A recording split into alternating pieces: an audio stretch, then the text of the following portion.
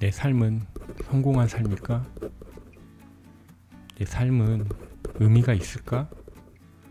자신이 죽은 후에 스스로에게 이런 질문을 할 수 있다면 여러분은 어떤 답을 할 수 있을까요? 여러분의 가족은 어떻게 답할까요?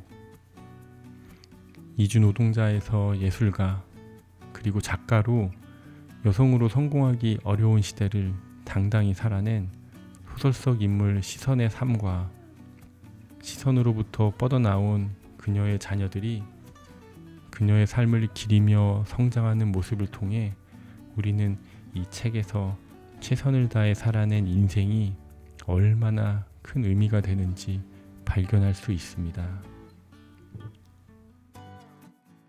심시선의 큰딸 명예는 한 달에 한 번씩 남매들이 모여 점심을 먹는 자리에서 엄마 제사를 지내야겠어.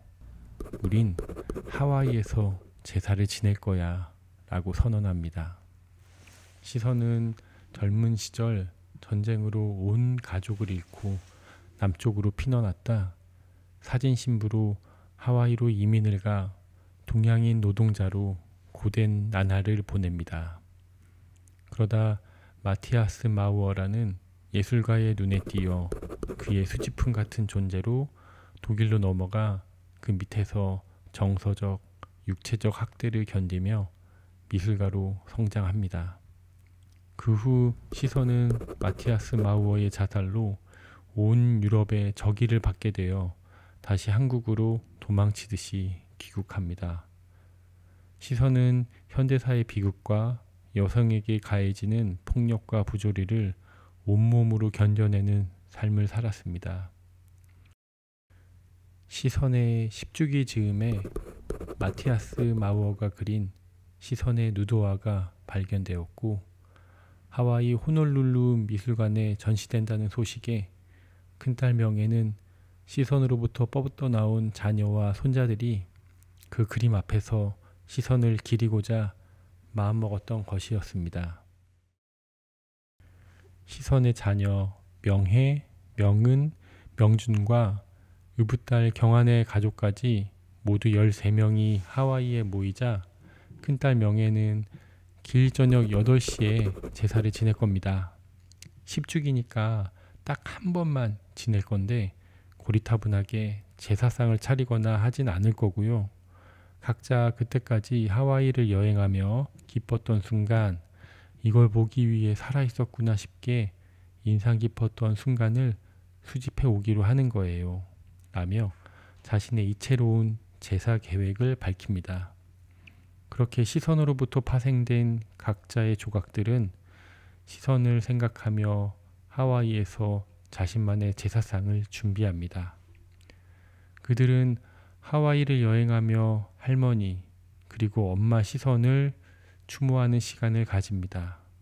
그리고 자신들이 어느 시대 어느 곳에서든지 최선을 다해 행복하게 살았을 시선으로부터 뻗어나온 가지임을 깨닫습니다. 이 책을 쓴 정세랑 작가는 시선으로부터는 무엇보다 20세기를 살아낸 여자들에게 바치는 21세기의 사랑이라고 말하는데요.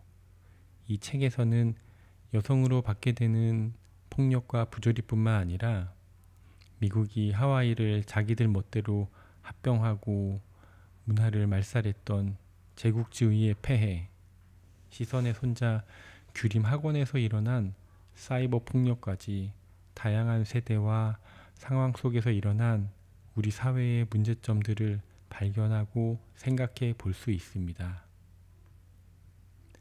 저는 이 책 정세랑 작가의 시선으로부터를 읽고 생각을 나누고 싶어 책에 대한 논제를 만들었는데요.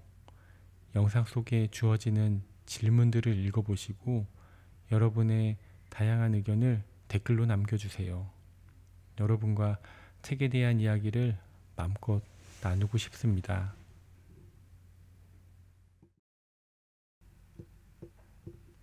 시선으로부터는 큰딸 명예가 자신이 죽으면 절대 제사 지낼 생각이랑 하지 말라던 시선의 뜻과 달리 하와이에서 10주기 제사를 지내겠다고 가족들에게 선언하며 이야기를 시작합니다. 여성으로 미술가이자 작가로 시대를 앞서간 심시선, 그녀가 두 번의 결혼으로 만들어낸 가게의 구성원들이 각자 자신만의 방식으로 시선의 죽음을 기리고 성장해 나가는 모습을 보여주는데요. 여러분은 이 책을 어떻게 읽으셨나요? 별점을 매기고 소감을 나누어 주세요. 마티아스가 지구 곳곳에서 수집하여 디셀도르프로 데려왔던 여자들 중 한 명이었고, 화가로 살아남고 싶었기에 그의 정서적, 물리적 폭력을 견뎌야 했습니다. 요제프리와 결혼한 시선은 마티아스의 자살로 인한 온 유럽의 징후를 피해 한국으로 귀국했지만 10년을 넘겨버리자 결국 요제프리가 혼자 독일로 돌아갑니다. 그리고 시선은 딸 있는 이혼남 홍낙환과 두 번째 결혼을 하지만 암으로 그와 사별하게 됩니다. 손녀 우유는 굴곡 있는 삶을 산 할머니 시선에게 그들을 안 만나면 어땠을까요? 라고 묻습니다.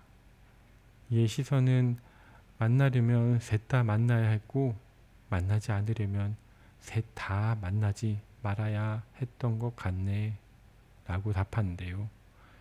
여러분은 시선의 이런 대답을 어떻게 받아들이셨나요?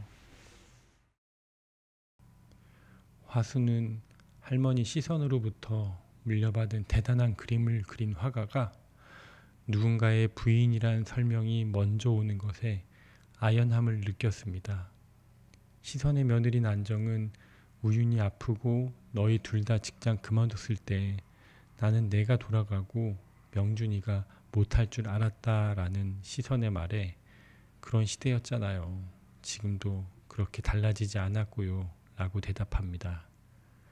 명혜와 경화는 홍낙환의 병환으로 회사가 기울자 안간 힘을 써보지만 모든 계약이 사실은 낙환의 이름값, 즉 사회적 결함 없는 남성 가장의 이름값이었다고 말합니다.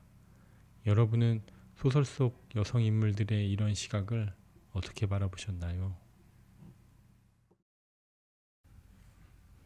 하와이에서 치러질 시선의 10주기 제사를 위해 시선으로부터 뻗어나온 가족들은 각자 의미 있는 것들을 찾아 즐거운 시간을 보낸 후 준비한 것을 제사상에 올려놓는데요.